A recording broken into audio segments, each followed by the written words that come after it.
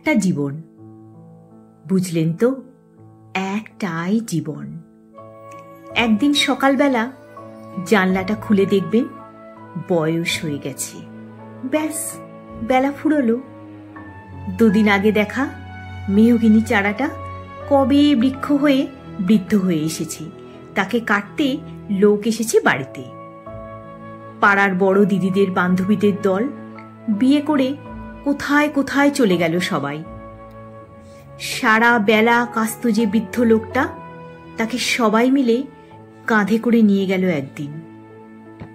সদ্য গোপ ছাটা লাজুক ছেলেটা ঘর ছাড়ল, পাড়া ছাড়ল, ইউনিভার্সিটিতে গিয়ে আর ফিরলই না কোনোদিন। বাবার হাতের দিকে তাকিয়ে একদিন চমকে উঠলেন, এত বয়সের ছাপ, এত কুঞ্চিত চামড়ার দল, কবে জমলো এসব?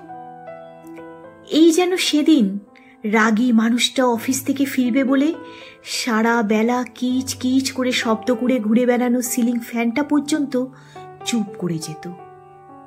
কি জাদু বলে, কি বাতাসে, কি অদ্ভুত মায়ায়, এভাবেই নরম মোমের মতন গলে যায় দিন। একটাই জীবন, বুঝলেন?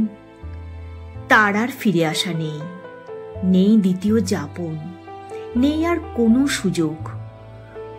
দয়া করে বাঁচুন, ঘুরুন, বন্ধু হোক। দার্জিলিংয়ের মেঘে বসুন এক সন্ধ্যায়, কাঞ্চনজঙ্ঘায় রাখুন চোখ, একটা নরম কাঁথা গায়ে জড়ান, সমুদ্রের ঢেউ আর এক ফোঁটা আলোর মুখোমুখি হয়ে জানুন এক অলৌকিক অভিজ্ঞতার মুখোমুখি হয়েছেন আপনি।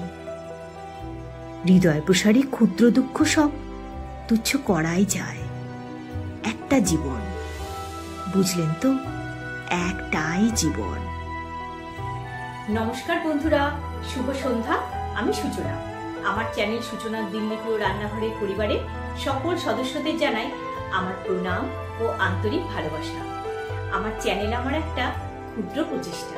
আমার যেগুলো প্যাশন, আমার যা ভালো লাগে, আমি তাই আমার চ্যানেলের মাধ্যমে আপনাদের সামনে তুলে ধরি, যেমন রান্না বান্না, ভ্রমণ ইত্যাদি। এখন থেকে নতুন সংযোজন হতে চলেছে আমার আবৃত্তি পাঠ। মাঝে মধ্যে আমি আপনাদের আমার আবৃত্তি পাঠ করে শোনাবো। আশা করি আপনাদের ভালো লাগবে।